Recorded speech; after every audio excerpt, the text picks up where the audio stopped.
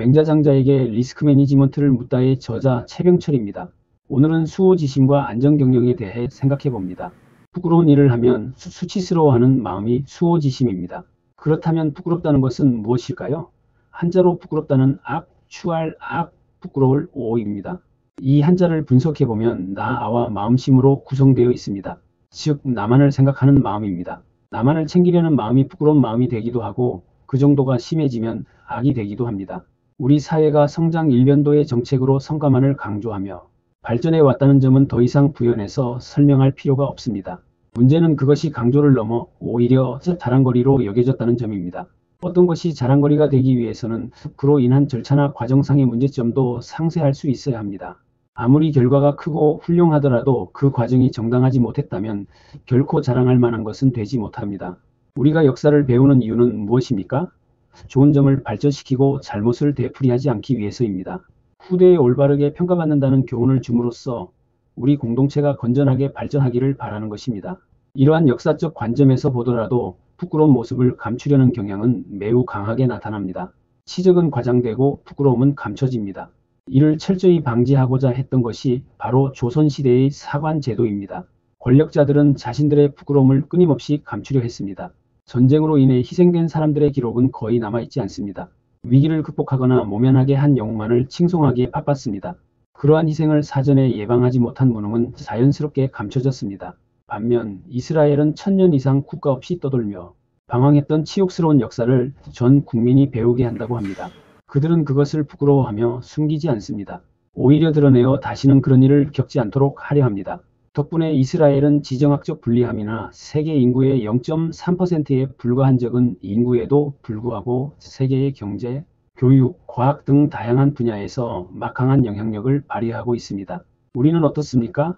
대형 사고가 발생하면 사고의 전후를 조사하여 백서를 작성합니다. 그러나 그 백서의 내용이 정확한 사실에 근거하고 있는지는 아무도 확신할 수 없습니다. 백서가 책임 소재에서 벗어나 진실하게 작성될 것인지에 대해서는 누구도 자신하지 못합니다. 필자 또한 단순 인명사고에 대한 사고조사를 수행해 본 적이 있습니다. 수사권도 없고 수사기법에 대한 전문성도 없는 사고조사는 한계를 가질 수밖에 없습니다. 사고 내용이 왜곡되거나 사고 원인의 우선순위가 뒤바뀔 가능성도 충분히 있습니다. 더구나 막강한 권력을 가진 집단에 의해 수사와 조사가 진행되는 경우 사고 원인이 왜곡되거나 감춰져서 책임자가 무죄 판결을 받거나 미미한 수준의 처벌만 받는 사례도 적지 않습니다. 김용균 사망과 관련한 원청의 무죄 판결이나 그동안의 대형 사고에 대한 처벌 사례들을 보면 알 수 있습니다. 이러한 상황에서 기업 자체적으로 이루어지는 사고 조사가 얼마나 객관적일 수 있을지는 의문입니다. 중대재해처벌법이 가져올 수 있는 가장 큰 역효과는 사고 원인의 은폐와 왜곡입니다. 강한 제재가 가해지면 그만큼 회피하려는 반작용도 커지는 것이 세상의 이치입니다. 우리는 이미 다양한 경험을 통해 이 사실을 알고 있습니다. 대표적인 예가 무죄의 달성 포상제도입니다. 무죄의 달성을 위해 수많은 사고가 재해로 처리되지 않고 다른 방식으로 은폐되었으며 이는 재발 방지를 위한 데이터로도 활용되지 못했습니다. 부끄러움은 드러내야 합니다. 부끄러움이 드러나기 위해서는 우선 부끄러움을 느껴야 합니다. 그런데 그 부끄러움을 숨길 수 있다고 인식하는 순간, 그리고 실제로 그것이 가능해지는 순간 수호지심은 사라집니다. 통계가 작성된 이래로 산업재해로 인한 인명피해는 6.25 전쟁의 피해자보다 약 5배 가까이 많다고 합니다. 매년 약 13만 명의 재해자가 새로 발생하고 있으며 이 수치는 산업재해로 정식 처리되지 않은 경우는 제외한 수치입니다. 이러한 배경에서 산업전선이라는 말이 나온 것입니다. 말 그대로 산업 현장은 전쟁터입니다. 우리의 성장은 수많은 희생을 담보로 이루어진 것입니다.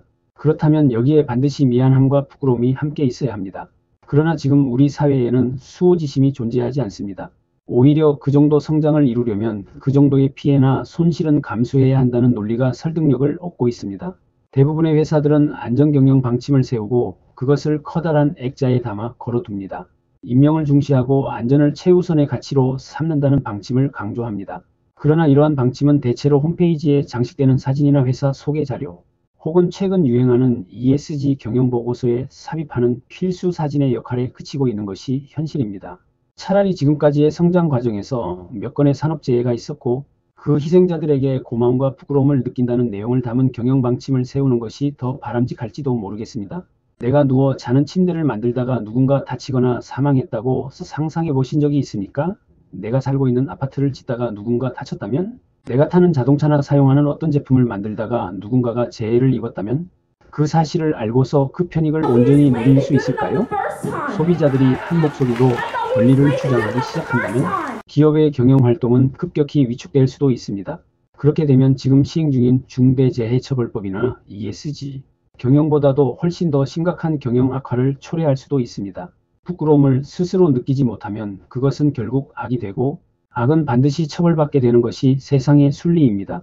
그 악을 정부 차원에서 제도적으로 규제하려는 시도가 그나마 나은 방식일 수도 있습니다. 그러나 소비자가 직접 사고를 부끄러워하지 않는 악을 처벌하려고 나서는 순간 훨씬 더 심각한 상황이 벌어질 수 있습니다. 화려하고 고급스러운 브랜드로 많은 사랑을 받던 나이키가 아동, 노동력을 착취했다는 사실이 드러났을 때 소비자들은 불매운동으로 응답했습니다. 결국 나이키는 심각한 경영 위기를 겪을 수밖에 없었습니다.